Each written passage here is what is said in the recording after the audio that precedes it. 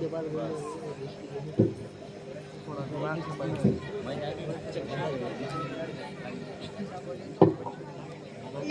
ونصلی علی رسول کریم اما بعد قال اللہ تعالی فی قرآن المجید اعوذ باللہ من الشیطان الرجیم بسم اللہ الرحمن الرحیم ان اللہ لا یغفر ان یشرک بہ ویغفر ما دون ذلک لمن یشاء صدق اللہ العظیم۔ محترم صدر جلسہ اور علمی زندگی کے ساتھیوں،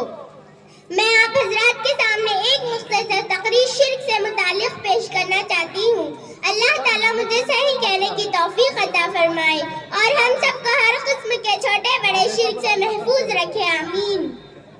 حاضرین اعظام، رائے زمین پر کفر کے بعد شرک سب سے بڑا گناہ ہے جس کی بالکل بھی معافی نہیں ہے۔ قرآن کریم میں صاف اعلان ہے، ان اللہ لا یغفر ان یشرک بہ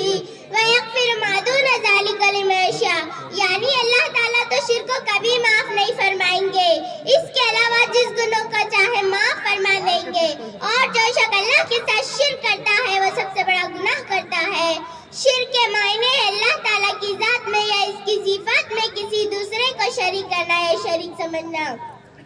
ذات میں شریک سمجھنے کا مطلب یہ ہے کہ اس کی خدائی میں کسی کو ساتھی اور شریک مانا جائے، اس کو شرک فی ذات کہتے ہیں۔ اور صفات میں شریک سمجھنے کا مطلب یہ ہے کہ اس کی کوئی صفت کسی اور میں بھی مان لی جائے، مثلا رزق دینا یہ اللہ کی صفت ہے، اگر یہ صفت غیر سے جوڑ دی تو یہ بھی شرک ہے، اس کو شرک فی عبادت کہتے ہیں۔ ہماری شریعت میں شرک تو شرک اس کے شبہ سے بھی دور رہنے کا حکم ہے، اسی لیے سلام کرتے وقت سر جھکانے کی اجازت نہیں کہ کہیں شرک کا شائبہ نہ پیدا ہو جائے۔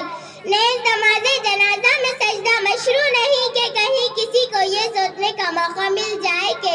مسلمان مردے کو سجدہ کرتے ہیں۔ محترم حضرات، یاد رکھیے کہ خداوند عالم کو سب سے زیادہ غصہ اس بات پر آتا ہے کہ کوئی انسان اس کے علاوہ کسی اور کے سامنے سجدہ کرے، اس سے اس کو بڑی غیرت آتی ہے اور یہ بات اس کی نظر میں بڑا ظلم ہے۔ چنانچہ قرآن کریم میں اس ذات کا یہ ارشاد ہے کہ ان الشرک لظلم عظیم، یعنی شرک اللہ کی ذات کے ساتھ اور خود اپنی ذات کے ساتھ بڑا ظلم ہے، اس لیے کہ شرک ناقابل معافی و تلافی جرم ہے۔ چنانچہ قرآن کریم میں اس ذات کا یہ ارشاد ہے کہ مشرک کا جنت میں جانا اتنا مشکل ہے جتنا کہ دودھ کا تھنوں میں واپس جانا مشکل ہے۔ خدا را ذرا سوچئے کہ وہ پاک ذات جس نے آپ کو پیدا کیا، آپ کو زندگی بخشی، آپ کو دیکھنے کے لیے آنکھ اور سننے کے لیے کان عطا فرمائے، بولنے والی زبان، سوچنے والا دل و دماغ دیا، اس کا حق تو یہ ہے کہ آدمی اسی پاک ذات کی بندگی کرے اور اسی کے سامنے اپنا ماتھا ٹیکے، لیکن افسوس کہ اکثر انسانوں نے اسی پاک ذات کے ساتھ اوروں کو بھی شریک سمجھ لیا اور بعضوں نے اسی بھول کر اپنے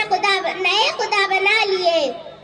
اور انہی کو اپنا کارساز، وکیل و مددگار تصور کرنے لگے اور اس طرح کے ایک ناقابل معافی و تلافی جرم میں مبتلا ہو گئے۔ اللہ تعالیٰ شرک اور کفر سے ہماری پوری امت کی حفاظت فرمائے اور ہم سب کا خاتمہ ایمان پر فرمائے، آمین۔ وآخر دعوانا الحمد